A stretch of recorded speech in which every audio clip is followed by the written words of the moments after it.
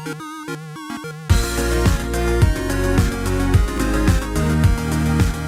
everyone, welcome back to another Anime Kingdom review. You can see by the title below, this is on episode 10 of Qualidea Code, and finally we do get to see the real world, get to really see, like real humans and what the real enemy is in this one. We get to learn a little bit more about the unknown and how they pretty much attacked they attacked them. Pretty much the adults put the kids asleep. Then they were pushed back, so the adults had to leave, whatever adults were there, and they're just being completely killed. And then, of course, they took the kids out and brainwashed them, and now, up to the point where we now know right now. And, of course, there still has to do with the thing with the mana plant. It turns out there's this dimension, like a gate or something, that's allowing the unknown to continuously come in here, and it's probably powered by the kids and everything. That's why they send them in to these mana plants, and that's pretty much what the main thing they have to do to stop this. And that is why we see the Japanese army, to which it is led by a civilian that you would not think of. It's actually Kasumi and Azuha's mom, Johannes, to which I was not expecting her to act like that, but honestly, I'm not gonna lie, I think it's pretty funny. It was a lot of hilarious moments with her. She's definitely pretty cute, and I would say a MILF, but it's more like she doesn't seem like their mom, to be honest. But honestly, like, it would be crazy if there was some twist. We at first we thought that the unknown, this is a fake world and everything. The unknown are actually the humans, and the humans are the adults are actually the unknown. But what if by some crazy thing they decide, let's throw another twist, and it ends up being that these unknown are actually the bad guys, the adults. It's just a total mindfuck. That's what I'm thinking. Like, all of a sudden, if that somehow happens, don't think that's going to happen, especially with 2 episodes left. But that would be pretty crazy of a mindfuck. But it just seems like, obviously, it's not. Obviously, because Kasumi just knows Johannes. It seems to be the same mom, just like he had when they were younger. Obviously, Azuha doesn't really remember because she was really small. But it's interesting to see the dynamic of the adults, of Johannes and the rest of them, especially considering how Johannes became into this position.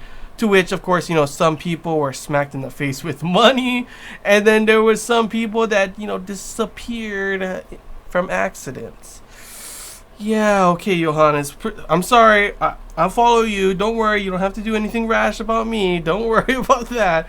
But yeah, she's kind of, honestly, in my opinion, she kind of acts just like Maihime in the sense of her attitude and personality on the battlefield. So it's pretty funny and interesting to see that kind of relation as well, but pretty much this episode we do get to see a little insight on the other 2 adults, which are of course unknown. But as you saw before, it seemed like they did care about the kids, and now it does seem like they really do care about them. Ichiya thought they would just run away, to which it seems like they're going to stay there for some reason. I'm not too sure on the specifics, but obviously they do care about all of them. They do care about them like they are kids and everything. And it will be pretty interesting to see how the confrontation comes between them. I could definitely see something going on here, especially with Aoi. She seems like she doesn't want to, of course, attack them. She's like, even though obviously what they did is wrong, and they brainwashed them and they pretty much made them go against the real humans and everything, she still has that kind of feeling. It's like, no, they took care of us. They did this, they did that.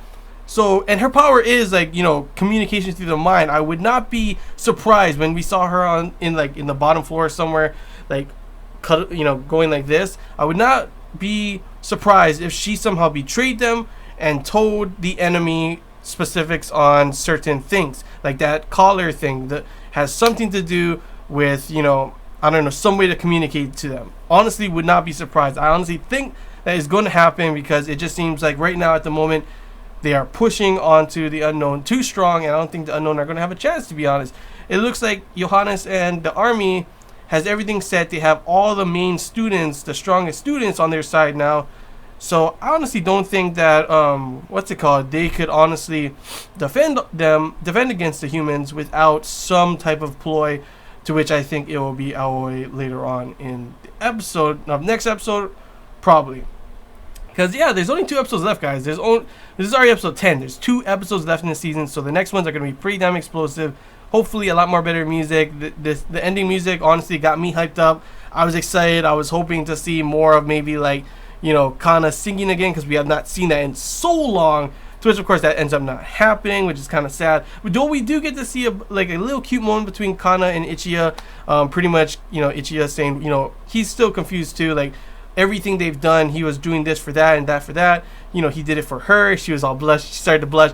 He did it to be a hero. And she's like, oh, you're a hero for me. It was honestly pretty funny to see the interaction between them. It's like she only heard some of it. And then, of course, there was a cute moment. They're about to kiss. And then he puts his hands on her face. And she's like, oh, your hands are warm. To which he starts blushing and starts spinning her around. And like, what the hell? Kiss her. Kiss her. I was waiting for some romance somewhere in this anime. To which, of course, it ends up having a little bit with them. Of course, we saw at the beginning that there was a possibility of it happening, obviously, between Kana and Ichiya. That got sidetracked because Kana supposedly died, to which, of course, she didn't. This is the perfect time, right before the battle kind of thing, to which, of course, I guess they don't want that to end up showing and happening. So that kind of sucks. But overall, pretty good episode to build up to what's going to come. It's definitely pretty interesting to see how, like, in the latter half of this anime, it has gotten a lot more interesting, a lot more better in my opinion. The animation still, but whatever about that. Like I said before, I'm not going to comment too much on that anymore until the very end when I give my season review.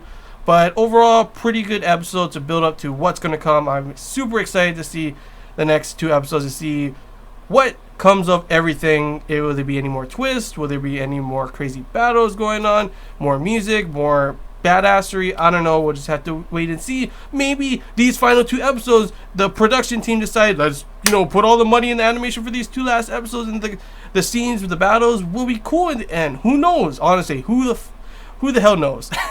But yeah, that's really all I gotta say, guys. I hope you enjoyed this Anime Kingdom review. If you have any questions, feel free to comment below. If there's anything I missed and you want to talk about, comment below as well. And if you did enjoy, don't forget to leave a like, and if you haven't already, feel free to subscribe for more content. It really does help the channel. And until next time, guys, see ya.